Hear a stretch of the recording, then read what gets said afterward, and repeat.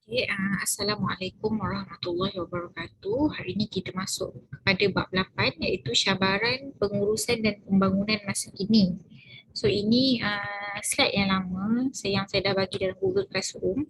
Cumanya ada beberapa tambahan maklumat dalam buku. So saya masukkan terus dalam slide ni. Jadi awak boleh rujuk bukulah untuk istilah ada beberapa part yang ditambah. Okey, dalam bab 8 ni kita akan tengok macam mana teknologi memberi kesan terhadap pengurusan dan pembangunan dan juga macam mana ia memberi cabaran kepada pengurus untuk menguruskan organisasi pasca globalisasi. Okey. So dalam bab ni yang pertama kita kena tengok dulu lah apa tu teknologi kan. Teknologi ni berasal daripada perkataan Greek. Yang ni maklumat ni boleh tengok dalam buku ya. Teknologi berasal daripada perkataan Greek iaitu teknologia ataupun daripada perkataan Yunani teknik yang bermaksud seni, kemahiran, rekaan. So apa-apa yang berkaitan dengan seni, kemahiran tu, teknologi tu dimaksudkan asalnya macam itulah. Teknologi adalah sains penggunaan di mana ilmu sains itu digunakan untuk mencapai matlamat ataupun tujuan yang praktikal. So kalau dalam bahasa Yunani pula, ini istilah saja dalam bahasa Yunani dipanggil teknik ataupun logos. Teknik itu orang panggil seni, kerja tangan, keterampilan, tekno. Tekno bermaksud kemahiran teknik ataupun hasil kerja. Logos tu kalau dalam bahasa Yunani, sebab dalam bahasa Yunani dipanggil teknologi ni ada dua, teknik and logos. Logos tu maksudnya wacana ataupun kata-kata sistematik. So teknologi ni sebenarnya kita rujuk kepada kaedah ataupun teknik pembuatan barang atau perkhidmatan yang dihasilkan buatan barang ataupun perkhidmatan yang dihasilkan melalui rekaan sains untuk selesaikan masalah. So teknik-teknik tu ada kaedah, bahan-bahan, peralatan ataupun proses yang kita guna untuk selesaikan masalah. So penggunaan yang ketiganya menggunakan sumber-sumber pengetahuan, kemahiran, proses, teknik, peralatan dan bahan untuk menyelesaikan masalah. So bermakna teknologi ni sebenarnya, inilah definition dia kan, yang secara kita faham secara mudahnya, teknologi ni adalah aplikasi pengetahuan sains yang kita boleh guna untuk memberi manfaat dan penyelesaian terhadap masalah yang dihadapi dalam kehidupan seharian. So macam awak tengok sekarang ni dah zaman moden, kita ada macam-macam apps ataupun gadget yang kita boleh gunakan untuk membantu, memudahkan kerja manusia. Macam awak buat assignment, awak dah tak perlu pergi library nak cari rujukan-rujukan lama tahun 1990, kitab-kitab. Semua orang dah scan, dah masuk dalam um, internet. So you boleh search all around the world ataupun buku, nak beli buku dekat Afrika, buku kat mana-mana, you boleh publish dekat website sahaja dan kita pun boleh beli dekat Amazon, banyak lagi. So sekarang ni sangat mudah, buku pun dah tak bawa dah berat-berat, boleh baca buku kat mana-mana sahaja. So sangat memudahkan manusia. Jadi nak kata kalau kita kata kita susah nak menuntut ilmu, sebenarnya itu bergantung kepada diri kita lah kan, nak atau tak nak. Sebenarnya kita boleh dapat ilmu di mana-mana sahaja. Dalam handphone tu boleh cari apa sahaja, resepi, semua benda ada Okay, so banyaklah kemudahan, banyak apps yang kita guna nak tengok nak tengok nak chat dengan siapa-siapa kan. So sekarang kita ada macam-macam apps yang kita guna untuk kita berhubung dengan satu dunia, kongsi maklumat. Okay. Bahan sekarang teknologi yang tinggi pun kita dah banyak alat peralatan masakan yang canggih. So kita dah tak perlu dah kadang-kadang nak guna kuali biasa kan, sekarang ni ada Thermomix lah apa macam-macam kan. Dah semua dah nak macam sangat mudah lah untuk manusia. Okay, so dari istilah teknologi adalah ilmu pengetahuan dan tindakan yang bersistem dan biasanya dikaitkan dengan proses industri lah. So kesimpulannya dia adalah ilmu yang berbentuk praktikal ataupun teknikal yang membolehkan manusia membuat perubahan dan manfaat kepada alam sekitar. So itulah sedikit maksud teknologi. Senang kata dia adalah aplikasi, teknologi ni sebenarnya aplikasi daripada pengetahuan sains yang boleh memberi manfaat kepada manusia.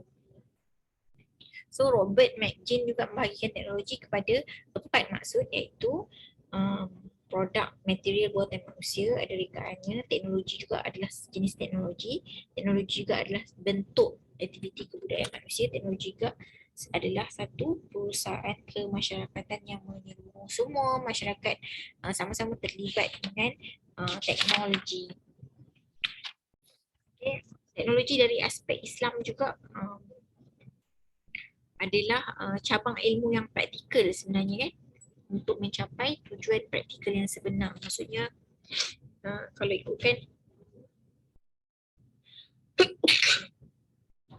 dalam sejarah sains Islam, istilah bertepatan dengan teknologi sebenarnya disebut sin'ah, yang bermaksud ilmu gunaan. Teknologi ni adalah ilmu yang kita gunakan untuk uh,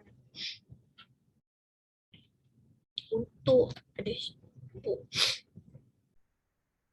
untuk menguruskan manusia dan mentadbir alam dengan baik. So pengetahuan yang berhubung dengan teknik adalah menggunakan pengetahuan sains. So bertujuannya untuk memberi kemudahan dan kemakmuran kepada manusia.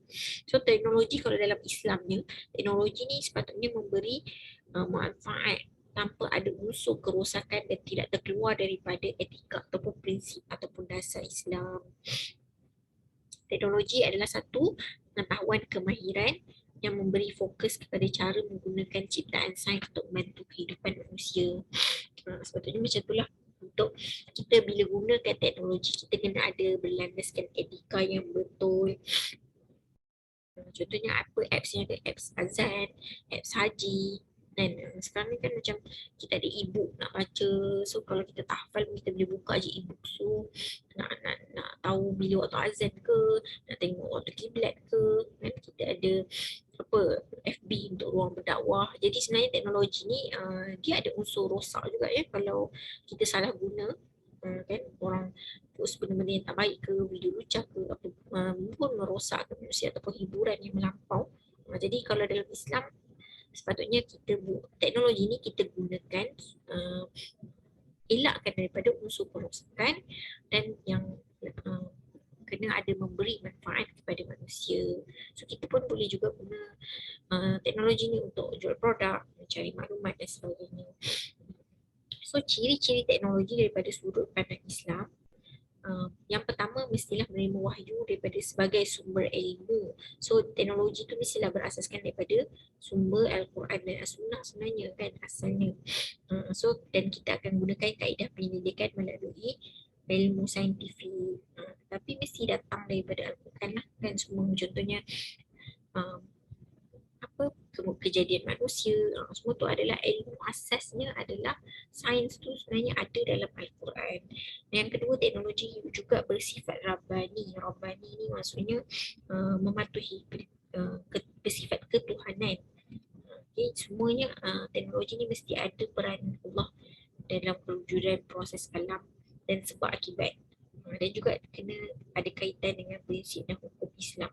So maksudnya bila kita buat kajian sains ni untuk membuktikan kebenaran dan juga terikat kepada batas-batas hukum dan etika Islam. So maksudnya apa yang kita buat, kita kena tidak melanggar etika ataupun adab. Contohnya klon binatang ke kan, klon apa, kita nak buat kemajuan, kita gabungkan genetik haiwan dengan manusia. Tengok dari sudut etika, ulama sentiasa mengkaji kat mana kelebihan dan kekurangannya.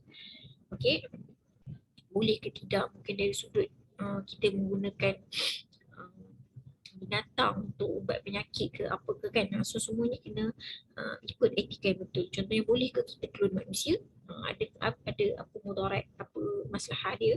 So, ulama akan bincangkan semasa sebab teknologi semakin berkembang kan. Oleh etikanya kita tak boleh klon manusia. Lepas tu macam mengubah ciptaan Allah dan sebagainya. Tapi ada juga penerimaan organ masih boleh kan. Kemajuan teknologi tu sebab untuk kebaikan kepada manusia. Okay. Jadi apa peranan teknologi dalam Islam?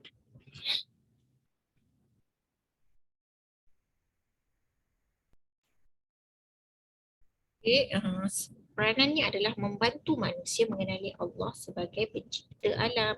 So bila teknologi yang ada ni sebenarnya kita nak kenal Allah lebih dalam. Okay, apa yang Allah cipta, langit, bumi, kejadian manusia.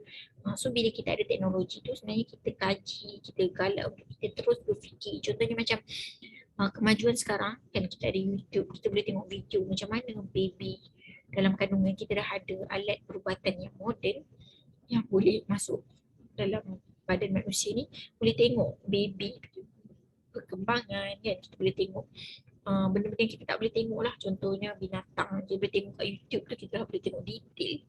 So itu semua kerana kemajuan teknologi yang ada kan, kita boleh rakam bumi daripada apa gambar satelit dah apa daripada macam-macam lah kan. Jadi alat-alat tu semua daripada teknologi untuk kita memperhatikan ciptaan Allah yang hebat, dan juga yang kedua membantu manusia ni bertafakur, berfikir dan sedar menggunakan akal. Okay. So dan ketiga membantu pelaksanaan syariat. Maksudnya apa yang teknologi yang kita buat ni sebenarnya untuk kita lancarkan lagi kehidupan kita di dunia dan juga nak jaga hubungan manusia dan juga hubungan dengan Allah. Maksudnya kita sekarang senang kan dapat mencerap bulan, kan, tahu bila puasa, semua tu kemajuan teknologi. Perubahan cuaca membantu manusia ni untuk beramal. Untuk kemajuan teknologi tu patutnya membantu manusia untuk lebih dekat dengan Tuhan, melaksanakan syariat Allah, memerintah alam dengan baik. So manusia dapat berkarya. Yang keempat, manusia juga dapat berkarya dan berinovasi lah bila ada teknologi. Manusia ni kreatif, cipta macam-macam. Tapi bila ada teknologi, makanan boleh dihasilkan dengan cepat kan. Sekarang ni padi proses saja, tempat tinggal kita, nak hasilkan pakaian, okay, nak majukan lagi pendidikan, manusia gunakan sepenuhnya apa yang manusia ada dengan teknologi tersebut supaya manusia jadi selesa dan memenuhi keperluan untuk beribadah. Okay, seterusnya.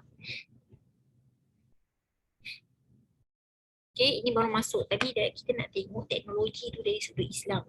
So sekarang kita masuk pengaruh teknologi dalam pengurusan organisasi. Kalau buat lama ni tak ada pasal Islam tu. So yang ni baru ada Okay, pengaruh teknologi dalam organisasi. Setiap organisasi dah perlu adapt lah, kena ada kepakaran lah untuk uruskan teknologi baru kan, dalam membangunkan organisasi. So macam ada ke lagi company tak guna email lah? Tak ada dah kan. Semua orang pakar menggunakan email. So dengan zaman pandemik sekarang ni, kita buat persidangan, seminar, kita guna elektronik, alat-alat. Lepas tu kita boleh capai jaringan pangkalan data awam dan juga swasta. So kita sekarang ni mencari klien ke apa, kita sekarang dah pakai ada pangkalan data dah. So kita senang sebar je semua maklumat. Tak perlu dah kita tanya seorang-seorang apa email dia, apa email dia, tak. Kita boleh cari saja dekat pangkalan data. So syarikat makin canggih lah sekarang seiring dengan perubahan arus perubahan dunia. So organisasi juga mesti meningkatkan keberkesanan dalam pendekatan teknik pengeluaran, pengeluaran barang tu dah kena canggih dah lah. Tak boleh lah kita hanya menggunakan manusia sedangkan teknologi dah canggih. Syarikat lain guna contoh hasilkan roti, bukan lagi guna semua tenaga manusia, tapi kita dah ada mesin yang canggih. Macam ada sekarang ni kan, macam nak buat roti pun laju dah kan, dia tak perlu lama. So benda tu semua hasil daripada kajian. So dari sudut pengangkutan pun sekarang ni dah canggih kan, so kita boleh pergi ke mana-mana saja. Makin laju pun sekarang kan, maksudnya kalau dekat Jepun tu ada teknologi yang canggih dari sudut pengangkutan, so supaya kita nak elakkan kesesakan dan awam. So dari sudut komunikasi dia kan dah macam-macam dah sekarang, apps dan macam-macam kita guna platform untuk berkomunikasi. Dah seolah-olah macam kita ni senang je nak jumpa saudara mara kita. Sebab sekarang kan semua orang dah biasa dah guna Google Meet. So memang macam berjumpa lah. Kalau sebelum ni kita tak biasa sangat jumpa kawan guna macam tu kan, kita mesti nak jumpa. Tapi sekarang ni kita pakai Meet je. So masing-masing pun lepas COVID ni lebih canggih dari segi komunikasi. dan juga pemasaran. So macam bila kita nak company kita, contohlah kita nak buat satu meeting dengan orang luar, kita boleh buat secara online saja dan jimatkan kos. Okay, dan sama juga dengan pemasaran. Sekarang ni dah macam-macam apps untuk pemasaran digital. So tak susah lah kita nak buka kedai. So syarikat kena adapt lah dengan benda-benda ni supaya kita tak rugi. Macam kita ada platform atas talian. So, tak perlu buka kedai tapi kita dapat order. Kita dapat order orang daripada orang boleh order. Orang boleh pilih-pilih barang, boleh tengok dalam internet saja. Kan kalau dulu logik ke? Sekarang ni semua barang-barang dapur pun ada orang pilih dalam talian. So perubahan teknologi juga memberi cabaran baru kepada pengurus pemimpin dalam membentuk kerja yang sesuai dan berkesan dan sesuai dengan perubahan teknologi yang berlaku. Kepekaan pemimpin terhadap perkembangan teknologi membolehkan proses of operasi kerja tu cepatlah. Kan janganlah kita lambat lagi. Contoh sekarang ni ada sistem cuti. Sistem cuti sekarang kita boleh apply online saja kan. Tak perlulah kita ambil borang hantar pula kan. Ni lambat, benda semua akan melambatkan. Okay, so macam ataupun apa nak bagi tahu maklumat dalam office. So, sekarang kita ada mungkin sistem WhatsApp ke hantaran kerja dekat dalam internet kan. Untuk sekolah pun sekarang hantar kerja daripada send kerja tu daripada internet saja. So semua tu kita kena baiki supaya produktiviti, kualiti organisasi lebih baik. So mungkin kalau meeting tu kadang-kadang kita mungkin tak perlu nak set up satu meeting yang nak kena pergi Johor. Contoh syarikat kita ni dah besar, ada kat Johor, ada dekat Cawangan, mana-mana. Kadang tak perlu pergi pun, kita boleh pergi guna Meet je sekarang dengan Google Meet. So disebabkan perubahan teknologi, pendekatan konvensional dalam pengurusan organisasi tak sesuai dah kan. So kita nak ikut kaedah lama, mesti meeting duduk depan-depan bos. Tak dah. Kita boleh pergi di mana saja ataupun kadang-kadang kita boleh duduk kat rumah, kita masih bekerja. Kan? So mekanisme pengurusan konvensional mesti diubah supaya mekanisme yang kita guna tu maju. So kerja akan lebih produktiviti. Okay. So jimat tenaga dan tak perlu nak bergerak jauh-jauh. So perkembangan teknologi yang perlu diberi perhatian oleh pemimpin, mestilah perubahan teknik yang digunakan dalam melakukan kerja. Contohnya teknik. Tengok dari sudut tekniknya, mungkin tak ada dah pakai manusia. Kita ada benda-benda yang packing pakai mesin sahaja kan. Perubahan dalam peralatan yang kita guna, satunya teknik, yang kedua dalam peralatan yang kita guna, alat dia, dan yang seterusnya pengubahsuaian dalam struktur pengeluaran seperti daripada jabatan kepada pasukan kerja ataupun pasukan kerja maya online ni. Dan seterusnya perubahan proses kejuruteraan. So maksudnya proses memproses satu perkara tu pun kita gunakan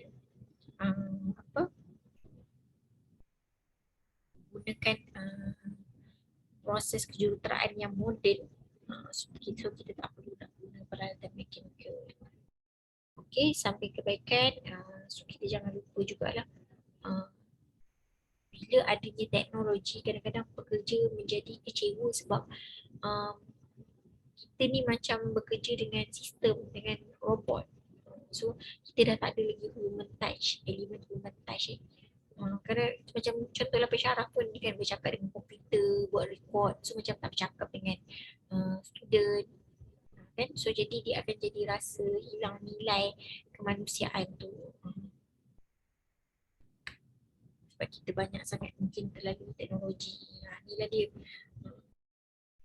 Kadang kita bimbang teknologi menggantikan kerja manusia. So mungkin nanti pergi bank apa semua, kita kan mana ada kita pergi counter bank, kita dah tak berurusan dengan manusia So pekerja-pekerja bank ni semua diganti, semua dah pakai teknologi. So semua online je kan, online banking, mana ada nak beratur macam dulu kan, nak pergi bank tu ada urusan-urusan yang apa tapi masihlah ada benda-benda yang perlu pergi kan.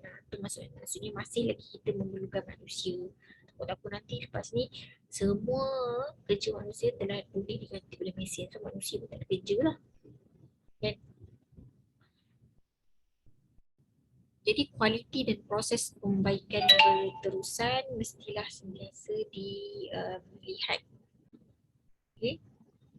pengurusan organisasi yang kualiti menyeluruh perlulah merupakan falsafah pengurusan pembangunan organisasi yang kita dorong untuk mencapai kepuasan pelanggan melalui perbaikan berterusan.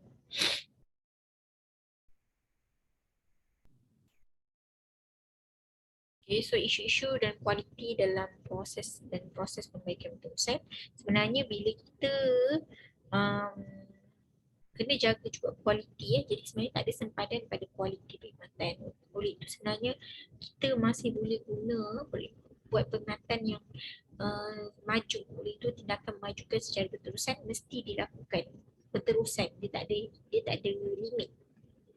So, kalau kita nak buat kualiti perkhidmatan yang baik tu macam mana dari sudut layanan pelanggan dan sebagainya. So macam mana kita nak tambah baik, kita sentiasa ada ruang. Okay? Produk uniformity, kualiti yang sama dan juga ciri-ciri mesti sama kan. Produk yang kita hasilkan tu kalau kita nyatakan ciri-ciri dia bagus apa semua, produk yang kita dapat tu mesti berkualiti sama. Okay, dan juga kurangkan kos dan tingkatkan kualiti. Maksudnya penghasilan produk tu tak adalah sampai kos yang terlalu tinggi, tetapi kualitinya dijaga. Pesan sentiasa tidak puas dengan pencapaian semasa. Okay, penggunaan isu lain juga adalah tentang penggunaan teknologi dan kesan pencapaian anggota. Okay, antara kesan-kesan teknologi, dia boleh jadi technological alienation. Maksud kita manusia ni akan ada perasaan bila teknologi terlalu canggih dan sebagainya, manusia akan ada rasa ketidakupayaan. Okay, ketidakupayaan ni adalah dia rasa anggota kerja ni dia rasa dia tak boleh nak kawal persekitaran tempat kerja. Dia rasa macam semua dia rasa tak penting sebab semua benda teknologi yang buat dan dia rasa dia boleh dibuang bila-bila masa je kan. Ketidakupayaan mengawal persekitaran kerja dia. Seterusnya ketidakmanaan adalah kadang-kadang bila kita dah semua bekerja pakai teknologi, so dia rasa macam tak ada makna dalam pekerjaan dia kan. So dia hanya buat satu produk tu tak payah dah guna sumbangan dia kreativiti manusia dah. Kan macam contoh kita layan pelanggan, kita akan bercakap senyum apa semua kan, tapi bila kita duduk di belakang teknologi saja menguruskan, so kita rasa macam idea kita dah tak digunakan lagi, rasa tak ada makna. So bila kita kerja tu rasa macam hilang value. Macam contoh guru-guru ke kan, contoh dia bercakap atas talian tu kadang-kadang rasa tak ada respon, tak nampak sebagainya. Normlessness, perasaan apabila anggota bekerja yang dalam persekitaran teknologi tinggi menyebabkan dia rasa terasing daripada masyarakat. So dia mungkin tak biasa pada kita dah duduk depan komputer saja kan, so kita pun tak nampak ada pandangan tentang masyarakat macam mana kehendak pengguna kan. Macam dekat bank tu kita dah mungkin semua atas talian, kita pun tak nampak macam mana ragam pengguna ke. So kita dah tak biasa dengan aktiviti melibatkan masyarakat. Okay, peranan pemimpin dalam pembentukan kerja berorientasikan teknologi. Okay, berikut adalah peranan yang perlu dimainkan oleh pemimpin untuk membolehkan mereka mengambil faedah yang optimum yang sehabis mungkin, sebanyak mungkin untuk membangunkan pembentukan kerja hasil daripada perkembangan teknologi. Iaitu yang pertama, perlulah memahami komitmen organisasi. Pemimpin ni perlu komited dan terima teknologi tu dalam membentuk kerajaan. Pemimpin perlu bangunkan komitmen dalam anggota kerja, visi-misi yang syarikat telah tetapkan. Jadi pemimpin itulah yang kena bangunkan pekerja supaya gunakan sehabis mungkin perkembangan teknologi. Contohnya cara proses data, cara jaringan komunikasi. Contohnya kita nak buat jalinan dengan syarikat lain kan. Aktiviti teknologi contohnya simulasi komputer ke, persidangan komputer. So pemimpin mesti tahulah guna teknik-teknik terkini. Maksudnya perkembangan teknologi yang terkini, pemimpin yang kena laju sebab kita yang akan endorse dan mengikuti perkembangan teknologi. Pemimpin yang kena ikut rapat, bukan ahli bawah, sebab ahli bawah ni dia pengikut. So pemimpin kena celik dulu Dan sebenarnya membangunkan kemahiran teknologi pun komputeran dan komunikasi melalui jaringan. Pemimpin perlu bijak menggunakan teknik dan teknologi baru dalam membangunkan reka bentuk tugas. Dan so kita nak bagi tugas kan macam mana kita nak bagi kan. Hal ini perlu untuk kukuhkan dan kekalkan aliran maklumat operasi. Contohnya gunakan email ke macam kita nak bagi arahan betul kan. So macam mana nak capai jaringan pangkalan data. Kepakaran ini membantu pemimpin dalam mengukur prestasi anggota serta menyediakan program latihan kerja dan mengetahui bila untuk gantikan proses tradisional pada operasi berteknologi tinggi.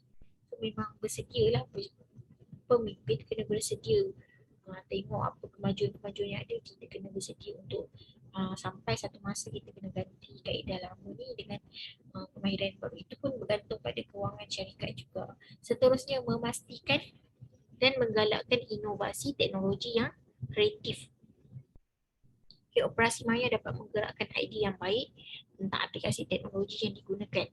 Oleh yang demikian, kepimpinan organisasi perlu keluarkan idea-idea yang kreatif dan berinovasi untuk membangunkan struktur kerja organisasi yang beroperasi secara maya. Okay. So, seterusnya pengaruh globalisasi dalam pengurusan organisasi. Okay, globalisasi ni apa?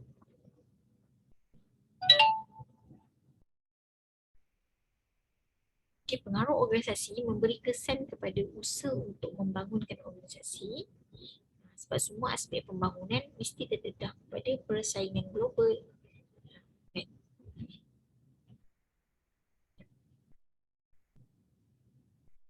Organisasi ni mesti juga meningkatkan daya saing dalam menghadapi globalisasi yang semakin luas. So menjadi tanggungjawab pemimpin lah untuk memastikan organisasi ni mempunyai kekuatan daya saing serta boleh bersaing di peringkat global.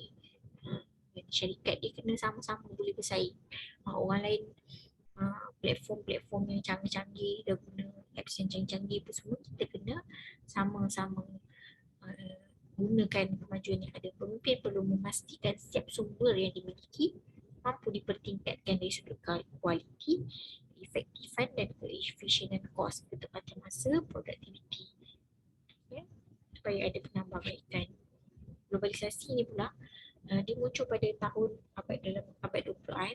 Globalisasi ni dikata macam satu proses nak letakkan dunia ni di bawah satu unit yang sama tanpa ada sempadan ataupun kedudukan geografi sebuah negara. So kalau ikut Kamus Dewan, globalisasi adalah fenomena yang menjadikan dunia ni mengecil. Sebab dari segi perhubungan manusia sebabkan oleh kepantasan kemajuan teknologi maklumat. Globalisasi dalam maksud cendekiawan barat ada satu proses kehidupan yang luas dan infinity. Dia macam tak ada batasan, merangkumi semua aspek kehidupan politik, sosial, ekonomi yang boleh dirasai oleh semua manusia. So maksudnya semua aspek jadi milik bersama dalam konsep dunia, tak ada sempadan ni. So kita boleh berhubung dengan siapa-siapa. So apa yang orang ni tahu, satu dunia tahu. Itulah yang kita katakan dengan globalisasi. Okay, satu contoh organisasi semacam Petronas, Mary Brown, semua dah pecahkan sempadan operasi keluar negara. So organisasi pula macam mana perlu buat persiapan kepada pekerja yang nak pergi hantar keluar negara kan. So pekerja ni perlu didedahkan dengan perbezaan keperluan setiap negara tersebut, sikap budaya satu-satu negara tu.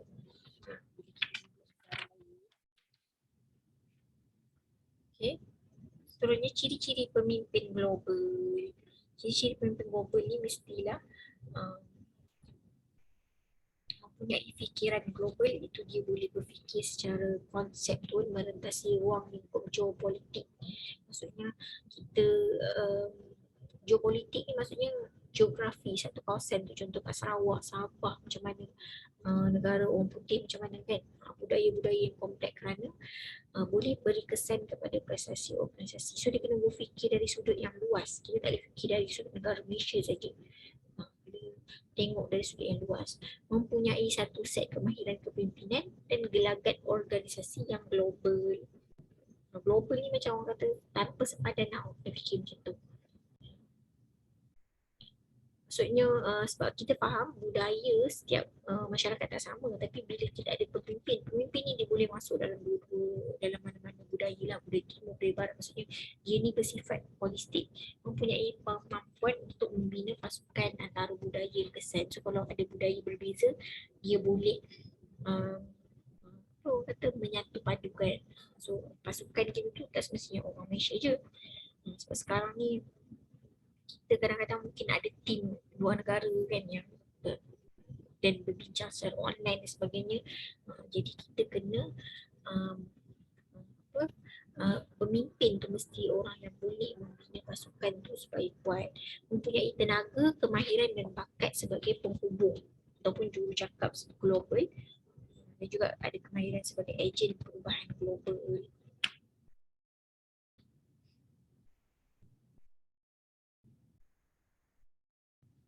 Ya, apa kemahiran teras yang perlu dimiliki oleh seorang apa tadi pemimpin global? Ada perspektif yang berbagai. Awak bacalah pengetahuan yang mendalam tentang pelbagai perkhidmatan industri yang kita ceburi, peranan organisasi negara, pengalaman sekitaran, kebolehan yang tinggi dalam kepimpinan dini. Dia mempunyai rekod kecemerlangan dalam bangun unit. Perniagaan strategik dan ada pengalaman dalam mengendalikan projek luar negara. Kemahiran yang tinggi masa melakukan keputusan. Keputusan yang pintaran, berkemampuan dalam menjana pasukan kerja, jadi semangat pasukan.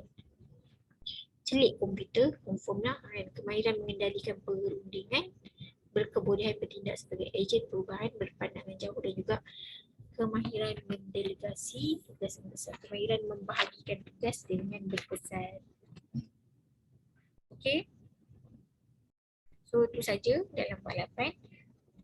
Nanti bab 8 ni sikit lah dalam exam, jadi dia tak berapa banyak pun.